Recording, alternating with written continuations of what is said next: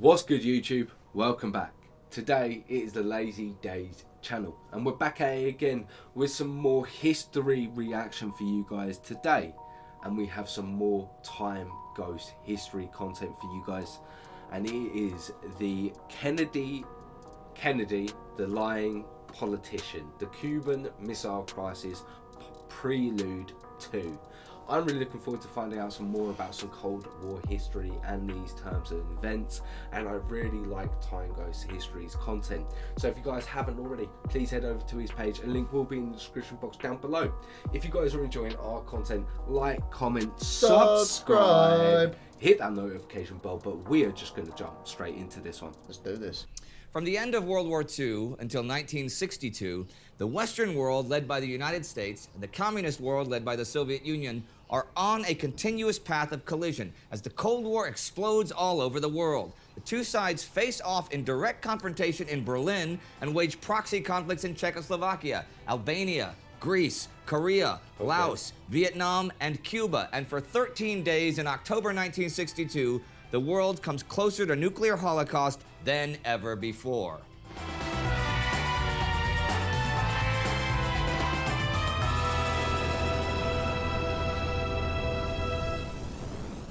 This is TimeGhost, the Cuban Missile Crisis. I'm Indy Nidell. The Cuban Missile Crisis does not begin in Cuba.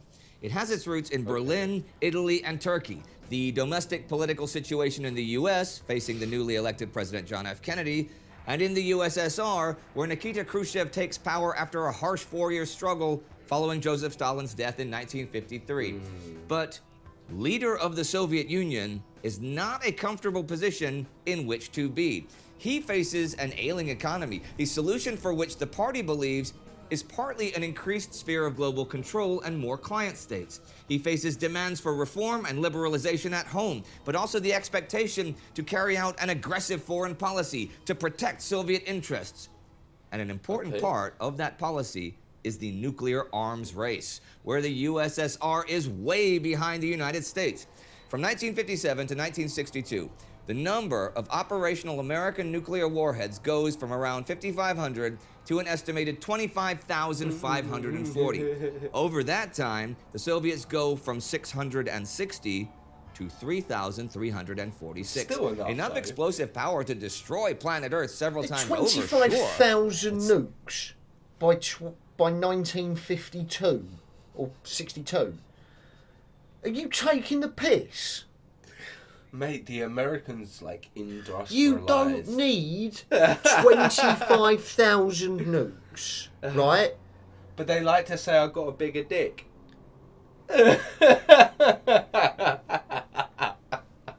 You got bigger people. We got bigger issues.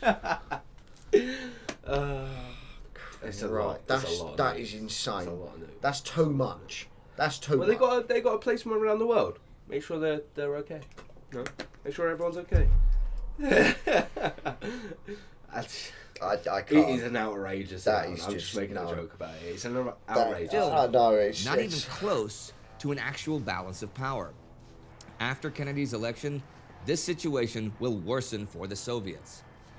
When President Eisenhower, Kennedy's predecessor, was still in office, the Cuban Revolution had ousted Fulgencio Batista and put Fidel Castro at the head of a now communist Cuba.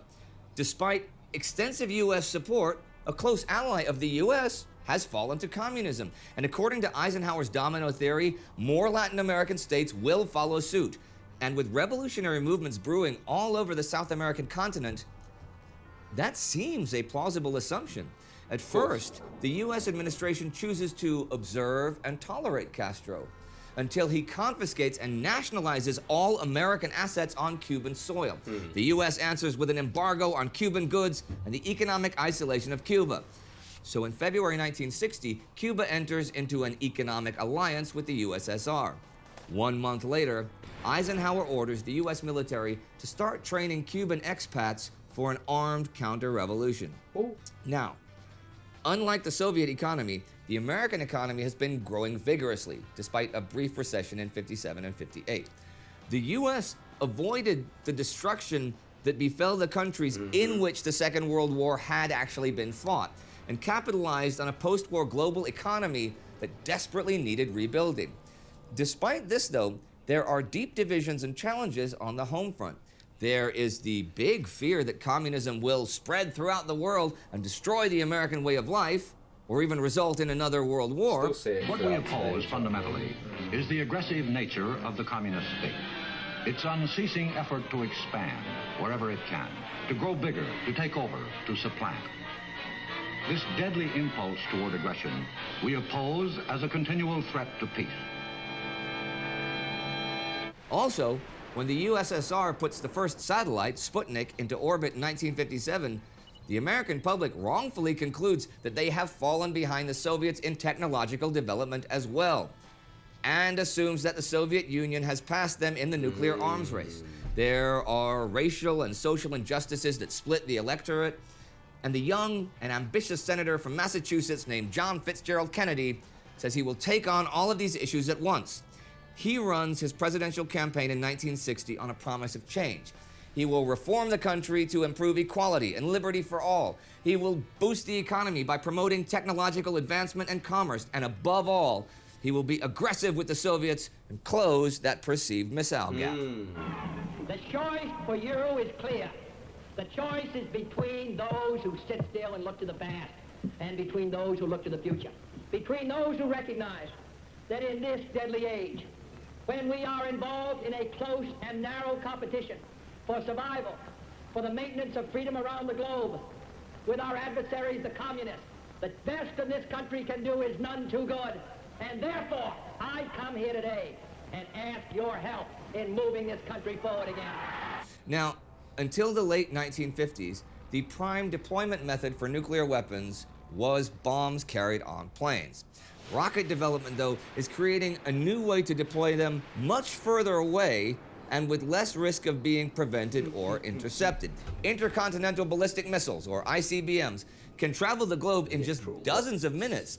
Both the Soviet Union and the US work feverishly to develop functioning ICBM programs, and on both sides, it's proving to be a real challenge. In 1958, the Gayton Report is issued by the US Air Force, which assumes that Russian ICBM deployment has reached at least 130 units and will increase to close to 1,500 by 1963. Okay. At the same time, an independent CIA report concludes that the USSR has about 10 deployable ICBMs. In reality, the Soviets have 4, of which 2 are untested prototypes, while the US has a couple dozen. By 1962, the United States has 177 ICBMs. The Soviet Union still has fewer than 40. The Eisenhower administration is well aware that the Gayton Report is erroneous and even suspects that the CIA report is an overestimation. But political opponents of that administration leak the report, and it's seized upon by Kennedy in his presidential campaign. So Kennedy hits the campaign trail promising to close the missile gap created by the Eisenhower administration's inaction in the arms race. Despite being repeatedly informed about the actual situation, Kennedy continues this rhetoric. Finally, in July 1960, Eisenhower summons both Kennedy and his running mate Lyndon Johnson to the White House and informs them personally of the actual situation. It is to no avail. For back on the campaign trail, Kennedy continues to slam Eisenhower for allowing the missile gap to arise. He even goes so far as to claim that he himself discovered the gap and coined the phrase. Kennedy's opponent, Richard Nixon, attacks Kennedy as being weak on fighting communism and too young to shoulder the challenges of the Cold War. We know the right way, and our opponent offered a way which would have lost us, our friends in Latin America, the tremendous outrage that they exploded with once he made that very silly and foolish and immature suggestion of his that we ought to intervene directly in Cuba. Now, of course, he's jumped off of it. But let me just say one thing with regard to that. Can America, in this time, afford a well-intentioned man, but a man who, frankly, doesn't know the situation and who says one thing today and another thing tomorrow? That kind of a man, Mr. Khrushchev will make mincemeat of. That's what I'm talking about. Kennedy counters by upping the anti-communist rhetoric and continuing his claims about the non-existent missile gap. As the election approaches, the candidates are neck and neck. Kennedy barely ekes out the win with a margin of the popular vote of 0.17%, Wow, I didn't carrying realize it was 4 that fewer close. states than Nixon, but winning 303 votes of the Electoral College. Allegations of voter fraud and irregularities follow, and the bitter, close campaign leaves Kennedy with a less than optimal amount of popular support. We now know that Kennedy and his brother, soon-to-be Attorney General Robert Kennedy, believed in a dialogue with the Soviets, but harsh measures against Cuba. And even before Kennedy took office, they opened a direct back-channel communication line to the Soviet Union through the spy Georgy Bolshakov, a highly positioned Russian intelligence operative with direct access to Khrushchev. Now, this contact was reported to the FBI and CIA and was never covert. But as the situation between the superpowers deteriorates, it soon becomes a vital part of the regular intelligence and diplomatic operations of the Kennedy administration. And Kennedy has made public promises that he now needs to keep. One of his early actions as president will be to continue the planned covert invasion of Cuba already put in motion by Eisenhower. In April 1961, 3 months after taking office, he orders the invasion that will soon be known as the Bay of Pigs invasion. On April 17th, close to 1,500 CIA-trained Cuban exiles descend on Cuba's Bay of Pigs, supported by 8 B-26 bombers and 5 supply ships. Facing them are 25,000 soldiers, 200,000 militia, and 9,000 police. And it does not take long before the invasion becomes a fiasco, and a very public fiasco. The reaction and condemnation by Cuba and the Soviet Union are swift and angry. And in the following months, Bobby Kennedy will meet Bolshakov a total of 19 times in order to try to patch up relations, to little avail. The Kennedy administration continues to look for ways to overthrow or undermine the Castro government, though.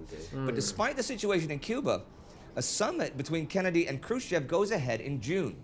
The main topic on the agenda is Berlin, and both parties walk away satisfied that they have prevailed, while in actual fact they have achieved nothing.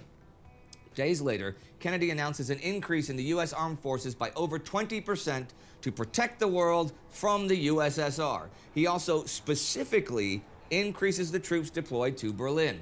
Khrushchev, who is on vacation on the Black Sea at the time, is reportedly furious, but that is only the beginning of his problems. That same month, the U.S. starts deploying mid-range ballistic missiles in Italy. In contrast to ICBMs, MRBMs do exist in large amounts. These missiles now allow the U.S. to strike at the Russian heartland within minutes of an outbreak of war. More MRBMs are positioned in NATO ally Turkey, even closer to Russia. Kennedy is delivering on his promise to close that imaginary missile gap. But to do this quickly, he and his Secretary of Defense, Robert McNamara, must rely on existing and tested missile technology. And the only missiles that exist in large enough amounts are the PGM-19 Jupiter missiles, developed in 1954 and produced from 1956. These are already dated by 1961, but more importantly, they stand above the ground, so they can easily be spotted and destroyed by airstrikes. So they're fairly useless as defensive weapons and only really good for a first strike. It does not take long for the USSR to find out what's going on, and Khrushchev's frustration and fury continue to grow. The next challenge comes when East Germany closes the border between East and West Berlin to the passage of civilians in order to stop the brain bleed of East German academicians, technicians, and engineers leaving in droves through the open border. Kennedy responds by calling in 148,000 reserves to potentially defend Berlin. In October, after a few incidents where Army vehicles are not allowed to cross the border, Kennedy's special envoy to Berlin, retired General Lucius Clay, decides to test the borders to see that U.S. Army vehicles still have, in fact, free passage over that border. The test vehicle passes through. However, to be safe, the Americans backed up the test by parking a few tanks on their side of the border. The USSR also parked tanks on its own side. When the Americans see that everything is normal, they call their tanks back. But the Soviets misunderstand this move and think that they're only retreating because of them. So they roll into Friedrichstrasse towards Checkpoint Charlie, the main American Army border crossing. The American tanks quickly turn around and take up aggressive positions on their side of the border. So there they stand, fewer than 80 meters apart for the next 48 hours.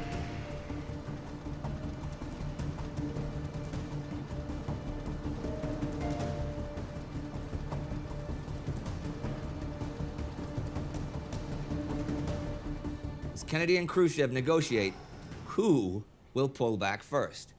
In the end, they agree the Soviets should pull back 5 meters first, then the Americans, and so on in steps.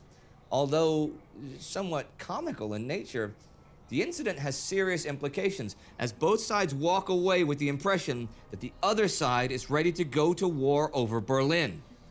Both Khrushchev and JFK are actually recorded at the time saying they don't care that much for the fate of Berlin, despite making public statements to the contrary.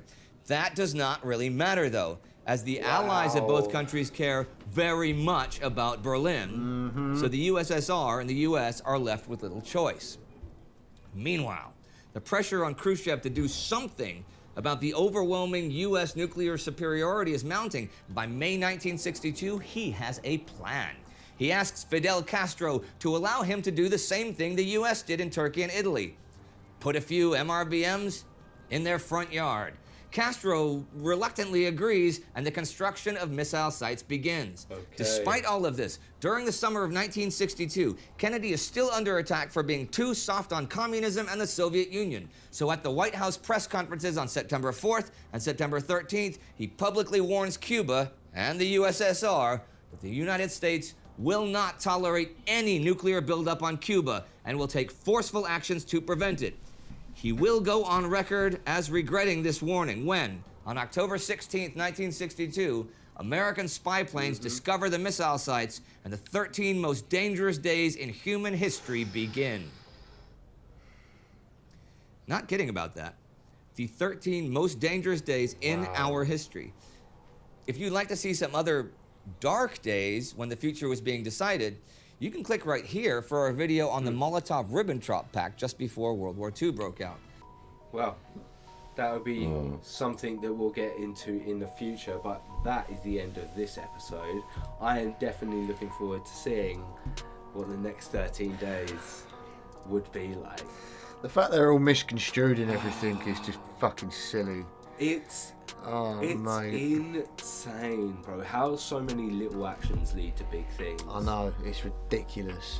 This is actually ridiculous. Mate, it's a lot. It's actually really interesting to find a lot more about JF Kennedy as well. It really is. I didn't think Kennedy was that much of a dick shit. He weren't that much of a dipshit. He just knew the... No, not dipshit, dick shit. Oh, dick shit. I don't think that. I just think he knew propaganda helped, and his propaganda against the Russians helped him. So it is what it is. I really enjoyed that. So did Jack. If you guys really enjoyed our reaction, then like, comment, subscribe, hit that notification bell. But we will catch you in the next video. See you in a bit.